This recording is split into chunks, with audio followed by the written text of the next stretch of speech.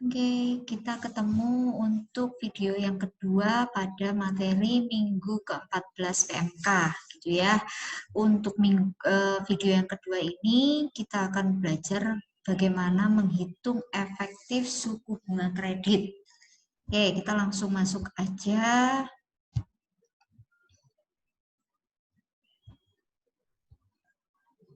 Nah, ini ya, jadi terkait dengan perhitungan suku bunga efektif kredit tentu masuk di utang jangka pendek yang unsecure maupun yang secure. Jadi yang masuk di unspontaneous liabilities. Maksudnya apa? Utang jangka pendek yang dari awal memang direncanakan. Nah, seperti yang di video saya di awal, untuk jenis utang yang direncanakan tentu akan ada yang namanya biaya modal, yaitu biaya utang. Oke, interest, akan ada bunga yang harus dibayarkan. Nah, tadi untuk utang yang direncanakan ada yang unsecure dan ada yang secure. Perbedaannya dalam hal kolateral, gitu ya. Jadi kalau unsecure itu tidak menggunakan kolateral, kalau yang secure itu menggunakan kolateral. Dua-duanya merupakan utang jangka pendek yang sifatnya kena bunga. Oke, nah dalam hal ini untuk yang video kedua kita akan menghitung bagaimana perusahaan pada saat meminjam utang kena bunga, maka perusahaan harus menghitung tidak dilihat dari nominal suku bunga kreditnya, tapi harus menghitung efektif suku bunga kreditnya. Nah, bagaimana cara menghitung suku bunga efektif kredit? Itu yang akan kita diskusikan pada video kedua. Nah, sebelum masuk ke dalam perhitungan bagaimana efektif suku bunga kredit, yang pertama kita harus tahu dulu mengenai suku bunga. Ya, suku bunga itu ada yang istilahnya prime rate atau suku bunga dasar yang menjadi acuan. Oke, biasanya Bank Indonesia tentu kalau di Indonesia itu ya. Jadi suku bunga dasar itu yang disebut dengan prime rate. Kemudian pada saat kita bicara tentang suku bunga ada yang sifatnya fix, ada yang sifatnya floating. Gitu ya. Nah, kalau yang fix ini yang dia tidak, jadi kalau yang fix itu yang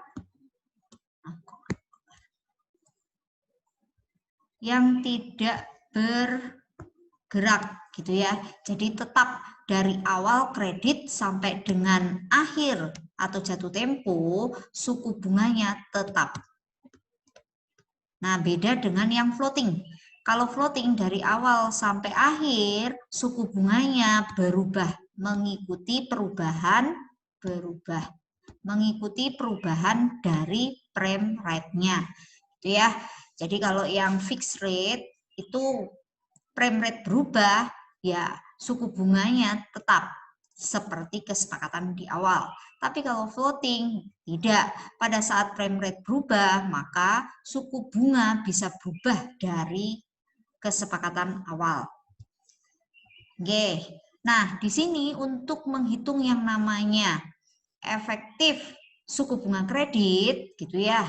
Nah, caranya gimana? Nah, sebelum masuk ke dalam suku bunga efektif, kita lihat dulu deh kaitannya dengan suku bunga aktual, gitu ya. Jadi di sini ada actual rate of interest. Nah, didapatkan dari ya interest dibagi jumlah yang dipinjam.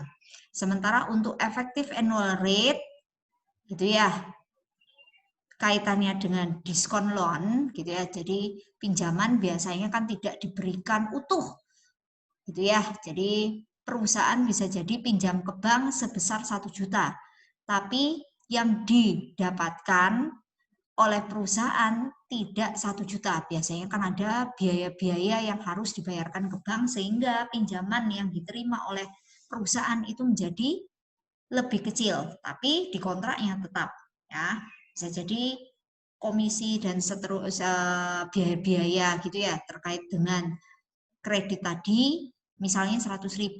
Lah, utangnya tadi 1 juta, ya ada biaya yang harus dibayarkan ke bank sebesar 100, maka sebetulnya yang didapatkan oleh perusahaan hanya 900. Nah, ketika perusahaan mendapatkan pinjaman 900, di kontraknya tetap tertera 1 juta. Nah, maka perusahaan butuh untuk menghitung suku bunga efektif, bukan kemudian melihat kaitannya dengan actual rate-nya atau suku bunga aktualnya. Gitu ya. Nah, caranya gimana? Caranya adalah interest dibagi jumlah yang dipinjam dikurangi dengan interest. Oke. Nah, ini contohnya gitu ya. Jadi di sini ada perusahaan Worcester Company, dia mau pinjam sebesar 10.000 US dollar gitu ya. Kemudian tingkat suku bunga kredit 1 tahun sebesar 10%. Nah, suku bunga itu akan dibayarkan pada saat jatuh tempo. Maka suku bunga kreditnya sebesar 1.000. Itu ya, jadi 10% dari 10.000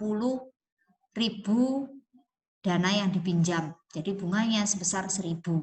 Nah, pada akhir tahun gitu ya, maka Worcester Company itu harus membayar kepada lender sebesar 11.000. Jadi tadi pinjamannya sebesar 10.000, pada akhir jatuh tempo karena kena bunga 10% ya sebesar 1.000, maka pada saat jatuh tempo Worcester itu harus mengembalikan kepada peminjam sebesar 11.000 gitu ya.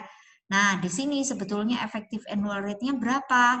Efektif annual rate-nya sebesar 10%. Dapat dari 1.000 dibagi 10.000 gitu ya. Nah, tapi beda halnya ketika kalau ini kan utuh dapatnya sebesar 10.000 gitu ya. Kena bunga 10%, dia harus mengembalikan 11.000. Beda halnya ketika pinjaman tadi itu tidak utuh didapatkan oleh perusahaan. Contoh seperti ini, gitu ya. Jadi perusahaan meminjam dengan nominal yang sama, gitu ya. Jatuh temponya 1 tahun, gitu ya. Harus bayar bunga tadi 10%. Oke, yang didapatkan tidak sebesar 10.000, tapi yang didapatkan hanya sebesar 9.000.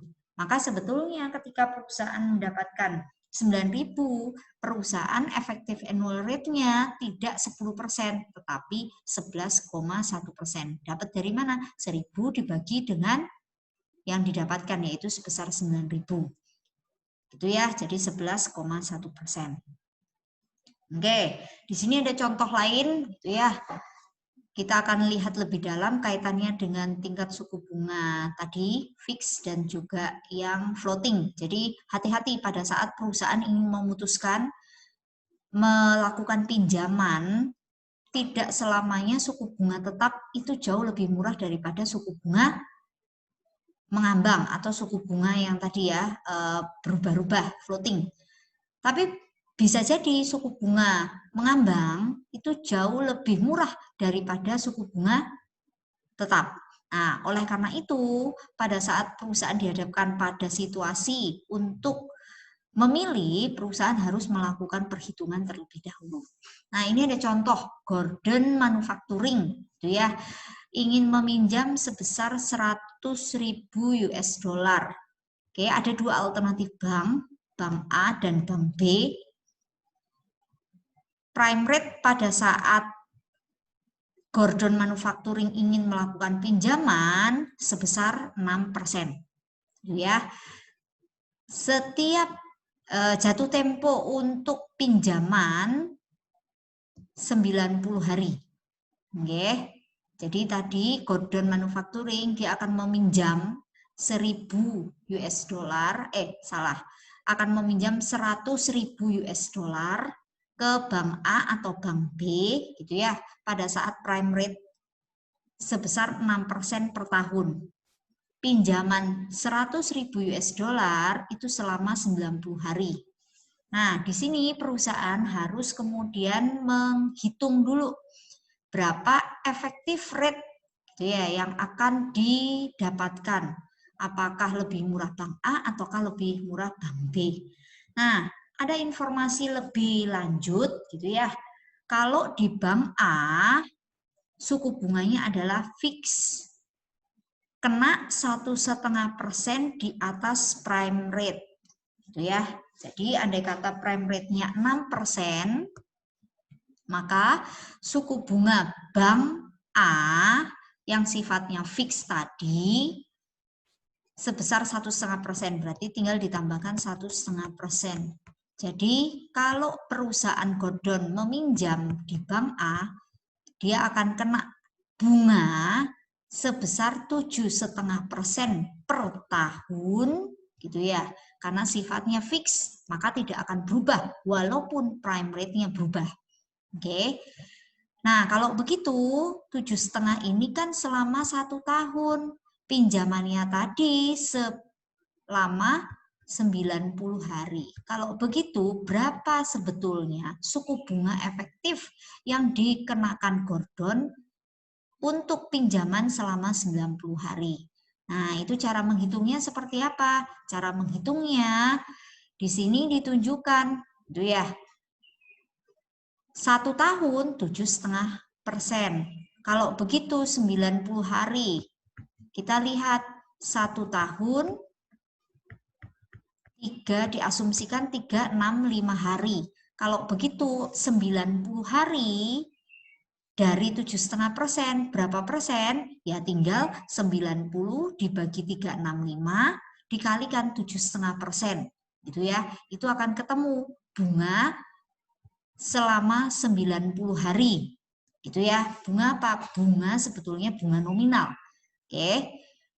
Pinjamannya tadi berapa? 100.000 US dollar. Maka sebetulnya untuk bunga 7,5% per tahun selama 90 hari dengan asumsi 1 tahun 365, Gordon itu harus membayar interest sebesar 1.849. Itu ya. Nah, di sini ditunjukkan ya, suku bunga efektif Gordon yang membayar bunga sebesar 1.849 untuk pinjaman 90 hari itu berapa? Nah, tadi yang namanya efektif annual rate dihitung dari rumusnya apa? Nih. Ya, kalau yang didapatkan utuh, maka ini interest dibagi jumlah yang dipinjam. Gitu ya. Jadi interestnya berapa? Interestnya 1.849. Yang dipinjam berapa? 100.000 US dollar. Maka sebetulnya selama 90 hari suku bunga yang dikenakan itu sebanyak 1,85%. Oke. Nah, kalau begitu berapa efektif rate gitu ya selama 1 tahun yang dikenakan Gordon? Nah, untuk menghitung efektif annual rate, seperti dulu kita pernah belajar di materi tentang time value of money, gitu ya. Maka efektif annual rate itu didapatkan 1 plus, gitu ya, suku bunga actual dipangkatkan dengan beberapa kali. Karena gini, yang namanya pinjaman tadi itu kan selama 90 hari. Nah, pinjaman tadi itu bisa diperpanjang, kan gitu ya, selama 1 tahun. 1 tahun berarti ada 4 kali. 1, 2, 3, 4. 90 hari tadi 1,85%. Kalau begitu selama 1 tahun, efektifnya berapa? Nah, cara mencarinya yang ini, yang di bawah, gitu ya. 1 plus 0, ini tadi 1,85% dipangkat, gitu ya. Dipangkat 1 tahun ada 4 kali lompatan, gitu ya. Karena di sini asumsinya 365, maka di sini didapat dari 36 dibagi 90. Itu akan ketemu 4,06. Jadi tidak persis di 4 periode gitu ya. Kemudian dikurangi 1, ketemu 7,73. Jadi sebetulnya pada saat Gordon meminjam selama 90 hari kena bunga 1,85%, selama 1 tahun efektifnya itu bukan 7,5%. Kalau tadi kan 7,5% itu 1 tahun, 90 harinya 1,85. Tapi kenyataannya sebetulnya pada saat 1 tahun tidak 7,5%, tapi 7,73%. Gitu ya. Oke, kemudian yang kedua tadi Bank B. Kalau Bank B ini floating. Ya, namanya floating tadi itu berubah-ubah. Pada saat prime rate-nya berubah, maka suku bunga juga akan mengalami perubahan. Nah, di sini ditunjukkan ya, Bank B menggunakan suku bunga dengan sifat floating rate. Ya, mengenakan 1% di atas dari prime rate-nya. Oke, pada saat pinjaman tadi dibuat sama ya, jatuh temponya kan 90 hari. Oke, tadi 6% prime rate-nya, maka kena bunga ya 6% plus 1, 7%. Gitu ya. Jadi sebetulnya pada saat awal kalau perusahaan Gordon meminjam di Bank B, dia akan terkena bunga kredit 7%. Oke, tapi pada saat ya berjalan tadi kan 90 hari sebelum jatuh tempo ternyata prime rate-nya berubah gitu ya. Pada nih setelah 30 hari gitu ya, pinjaman itu berjalan, prime rate naik menjadi 6,5%. Nah, pada saat prime rate itu naik 6,5%, maka suku bunga kreditnya tidak lagi 7%, tetapi 6,5% ditambah 1%, yaitu 7,5%, gitu ya. Kemudian di sini juga ditunjukkan setelah 30 hari kemudian naik lagi, gitu ya. Jadi berapa? Oh sorry, ini turun ya, setelah 30 hari kemudian dia turun. Jadi prime rate-nya 6,25. Pada saat prime rate-nya 6,25, maka suku bunga kredit untuk Bank B sebesar 7,25. Jadi 6,25 ditambah 1%, gitu ya. Nah, kalau yang ini itu sebetulnya nggak boleh langsungan. Kalau tadi pada saat kita bicara tentang ini ya, kaitannya yang suku bunga kredit tetap ya 7,5% itu kan 1 tahun. Kalau 90 hari ya setahun kan kurang lebih 4 periode. Jadi sebetulnya 7,5 dibagi 4 itu akan ketemu 1,85. Tapi kalau untuk yang ini floating nggak bisa gitu ya. Jadi kalau yang floating mau nggak mau kita harus cari satu persatu. Kenapa? Ya karena bulan ini ada selama 90 hari kurang lebih 3 bulan gitu ya. Bulan pertama suku bunga Bank B itu 7% per tahun. Bulan kedua bukan 7% lagi gitu ya, tapi berubah karena prime rate-nya juga berubah naik tadi. Gitu ya. Jadi berapa? 7,5% per tahun. Oke. Kemudian pada bulan ketiga itu juga berubah lagi karena prime rate-nya turun tadi. Jadi 7,25% per tahun. Nah, kalau ini nggak bisa seperti yang di fixed rate langsung dibagi 4 gitu ya, karena dianggap 90 hari itu kalau 1 tahun 360 kan 4 periode. Nggak boleh seperti itu gitu ya. Caranya mau nggak mau dicari satu persatu. Oke. Nah, cara mencarinya seperti yang ada di bawah. Gitu ya. Jadi di sini pada bulan pertama 7,5% per tahun. Kalau begitu 30 hari berapa? Nah, ini harus dicari gitu ya. Jadi 30 hari di sini perusahaan nih 7% kali 30 kali dibagi 365. Itu ketemu 0,575%. Jadi sebetulnya kalau pada bulan pertama perusahaan ya kena bunga kredit 7% per tahun, sebetulnya selama 30 hari kena 0,575%. Bulan kedua juga sama dihitung. 1 tahun 7,5%. Kalau begitu selama 30 hari berapa? Ini udah dihitungkan nih, gitu ya, 7,5 30 0,616%. Oke. Nah, bulan ketiga juga sama, 7,5%. Kalau begitu 7,5% itu 1 bulan. Nah, 1 tahun, kalau 1 bulan 0,596%. Ini per 30 hari. Gitu ya.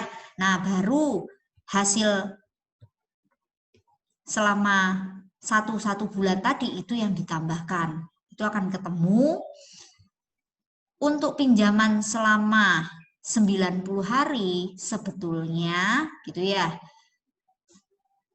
Untuk bank B, ya suku bunga kreditnya berapa? Tadi bulan pertama berapa tadi itu? 0,575, 0,575 gitu ya. Bulan kedua 0,16, 0,616, bulan ketiga 0,596%. Nah, ini dijumlahkan, ini ditambah gitu ya. Oke, itu akan ketemu 1,79%. Jadi selama 90 hari 1,97%. Oke, kalau begitu 1 tahun sebetulnya berapa suku bunga kreditnya? Ya sama dengan yang tadi dimasukkan di rumus effective annual rate, itu ya. 1 plus 178 kebalik 78 ya. Oke. Nah, nih ya 1 plus 1,78% dipangkatkan, ini tadi kan nggak bulat 4 gitu ya, karena pas 1 tahun 365, maka 365 dibagi 90 ketemu 4,06, dikurangi 1 ketemu 7,46%. Jadi sebetulnya kalau 90 hari suku bunganya adalah 1,78%, selama 1 tahun efektif suku bunga kreditnya 7,46%. Kalau begitu, Bank A tadi dengan suku bunga fix kena suku bunga efektifnya 7,73. Itu ya, 7,73. Bank B 7,46. Nah, kalau begitu sebetulnya Godon lebih memilih kalau mau mengambil pinjaman selama 90 hari ya yang B gitu ya, di bank B ya, walaupun suku bunganya adalah floating tapi kenyataannya ya memberikan biaya ya utang atau interest jauh lebih murah daripada yang sifatnya fix. Oke. Nah, sama halnya dengan pinjaman jangka pendek yang lain gitu ya. Jadi ada beberapa jenis, nanti silakan Anda bisa baca di handout yang lengkap gitu ya. Jadi ada beberapa jenis pinjaman gitu ya. Ada yang sifatnya line of credit agreement, ada commercial paper dan seterusnya. Nah, di sini ditunjukkan ya. Andai kata ada perusahaan Estrada, dia meminjam sebesar 1 million US dollar gitu ya, dengan perjanjian line of credit agreement. Perusahaan harus membayar interest rate 10% per tahun gitu ya. Kemudian dia karena sifatnya adalah a line of credit agreement, itu harus ada compensating balance ya, sebesar 20% dari ya uang yang dipinjam. Artinya pinjaman 1 M tadi tidak diberikan semuanya ke Estrada Grafik, karena yang 20% itu harus ditahan oleh pihak perbankan. Sehingga yang diberikan ke Estrada itu hanya 800. Maka kalau ini, nah yang sama dengan yang tadi, effective annual rate-nya berapa? Kan gitu ya. Dia tidak 10%. Karena kenyataannya, ya effective annual rate tadi, itu juga bisa didapatkan kan interest dibagi jumlah yang dipinjam. Yang dipinjam. Oke, interestnya berapa? Interest rate-nya 10%, gitu ya. Berarti 10% pinjamannya 1M. Artinya di situ nih ya bunganya adalah sebesar 100. 100. Ya, 100 US dollar bunganya. Jumlah yang dipinjam bukan 1M, tetapi 800 karena 200-nya itu harus ditahan. Mengapa? Karena jenis pinjamannya yang tadi line of credit agreement itu mewajibkan gitu ya, adanya kompensasi balance sebesar 20%. Sehingga 100 ribunya tidak dibagi 1M, 1 juta. Kenapa? Ya karena pinjamannya tidak sebesar 1 juta. Pinjaman yang diberikan kan hanya 800 gitu ya, berarti 800. Jadi sebetulnya effective annual rate-nya tidak 10%, tetapi 12,5% kalau jenis pinjaman yang line credit agreement.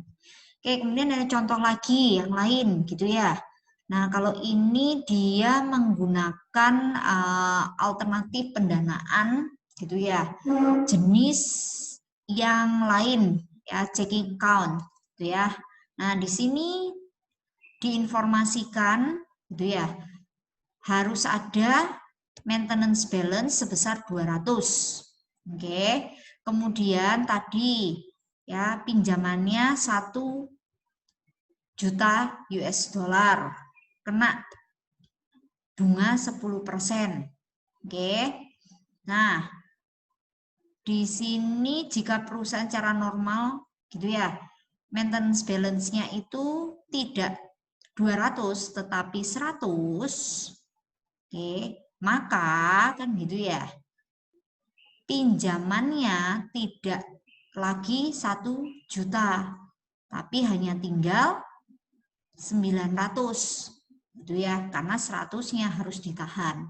Kalau begitu, effective annual rate-nya ya tidak 12,5%, tapi 11,1%. Karena 100 dibagi dengan bukan 800 karena kompensasi di sini maintenance balance-nya tidak lagi 200 tapi 100 gitu ya. Maka pinjamannya itu tidak 800 tapi sekarang 900. Ini ketemu 11,1%. Jadi effective annual rate-nya itu 11,1%, bukan 10%. Karena yang diterima tidak 1 juta, yang diterima 900 gitu ya. Oke. Nah, ini juga sama gitu ya. Ini juga ada alternatif pendanaan yang lain gitu ya, revolving credit agreement. Nah, di sini diinformasikan perusahaan REH itu bisa memiliki utang limitnya 2 juta US dollar gitu ya. Nah, selama ini REH itu hanya mengambil untuk ya, pinjaman yang di ACC gitu ya, sebesar 1,5 juta US dollar. Nah, bank mengenakan ada komitmen fee sebesar 0,5% dari rata-rata dana yang tidak dipergunakan. Gitu ya. Jadi plafonnya adalah 2 juta, tapi biasanya yang diambil hanya 1,5. Nah, bank mengenakan tadi ada komitmen fee ya 0,5% dari dana yang tidak dipakai. Dana yang tidak dipakai berapa? Ya 500, 2 juta dikurangi 1,5 jadi 500. Maka komitmen fee-nya itu sebesar 2.500. Nah, tadi REH mengambil pinjaman 1,5 gitu ya, 1,5 tadi ini ada asumsi bunganya adalah sebesar 112.500. Ya, jadi pada saat perusahaan meminjam 1,5 juta US dollar itu kena bunga 112.500. Gitu ya. Oke, jadi sebetulnya di sini bunganya tidak 112.500. Kenapa? Ya karena tadi ada komitmen fee, maka perusahaan itu membayar tidak 112.500 tapi 112.500 ditambah 2.500 gitu ya. Jadi sebetulnya perusahaan membayar 113. Salah 115 gitu ya. Oke. Nah, pada saat perusahaan tadi pinjaman 1,5 kemudian bayarnya tidak 112 tapi 115, maka sebetulnya efektif annual rate-nya berapa? Efektif annual rate-nya 7,67% gitu ya. Jadi efektif annual rate itu harus memperhitungkan tadi ya. Artinya pinjaman tadi itu bunga yang harus dibayarkan, apakah ada biaya-biaya yang lain. Nah, kalau biaya-biaya yang lain itu harus juga dimasukkan. Kemudian pinjaman itu apakah dapatnya total penuh atau pinjaman tadi itu ada pengurangnya. Nah, itu juga harus kemudian kita perhitungkan karena itu akan mempengaruhi efektif annual rate. Oke, kemudian ada lagi contoh gitu ya. Kalau ini kaitannya dengan commercial paper. Nah, commercial paper di sini jatuh temponya adalah 90 hari. Commercial paper dijual harganya 990. Ya. Jatuh tempo perusahaan yang mengeluarkan commercial paper harus membayar kepada pemegang commercial paper 1 juta. Gitu ya. Jadi commercial paper itu surat berharga. Sini yang mengeluarkan adalah Bertram Corporation. Pada saat awal commercial paper itu dikeluarkan, gitu ya, perusahaan Bertram itu menerima 990. Oke. Nanti pada saat jatuh tempo, kan Bertram ini hanya terimanya sekian. Pada saat jatuh tempo, Bertram harus mengembalikan 1 juta. Ya. Nah, maka sebetulnya Bertram itu kena bunga 10.000. Oke. Nah, untuk pinjaman yang jatuh temponya 90 hari. Nah, kalau begitu berapa efektif rate selama 90 hari? Nah, ini ya tinggal 10.000 dibagi dengan jumlah yang dipinjam. Nah, jumlah yang dipinjam tidak yang 1 juta, tapi yang diterima tadi, yaitu 990. Ya, jadi efektif annual rate selama 90 hari ini 1,01%. Kalau begitu, selama 1 tahun berapa? Kalau 90 hari, 1,01. Nah, selama setahun ini 4,16 gitu ya. Menggunakan rumus yang mana? Rumus yang EAR tadi ya. Jadi 1 plus ya, suku bunga kreditnya dipangkat berapa kali dalam setahun gitu ya, dikurangi dengan 1. Oke, kemudian yang terakhir, kalau tadi itu kaitannya dengan pinjaman yang tidak memerlukan ya jaminan, itu ya unsecured tadi kan tidak memerlukan jaminan tapi ada bunga, maka bunga itu harus kita hitung bunga efektif gitu ya. Kemudian juga ada pinjaman yang harus menggunakan jaminan atau kolateral, itu yang disebut dengan secure gitu ya. Nah, kalau kolateral di sini biasanya bisa berupa piutang selain aset tetap gitu ya. Sebetulnya kolateral untuk secure short term financing itu juga bisa menggunakan piutang usaha perusahaan maupun persediaan. Ya, ini bisa dijadikan kolateral pada saat perusahaan membutuhkan pinjaman jangka pendek. Oke. Nah, begitu untuk materi minggu ke-14. Kita akan lanjutkan dengan sesi diskusi gitu ya.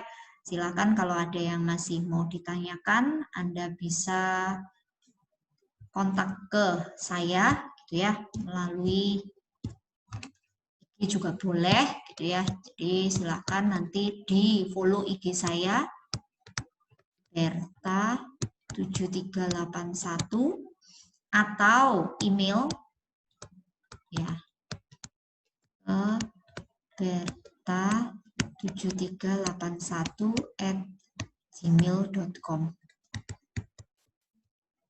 Oke, jadi kita bisa diskusikan lebih lanjut gitu ya terkait dengan hal-hal yang masih Anda mengalami kebingungan atau kesulitan. Oke, sampai ketemu. Terima kasih atas perhatiannya. Jangan lupa di-subscribe ya video saya. Oke, sampai ketemu. Bye.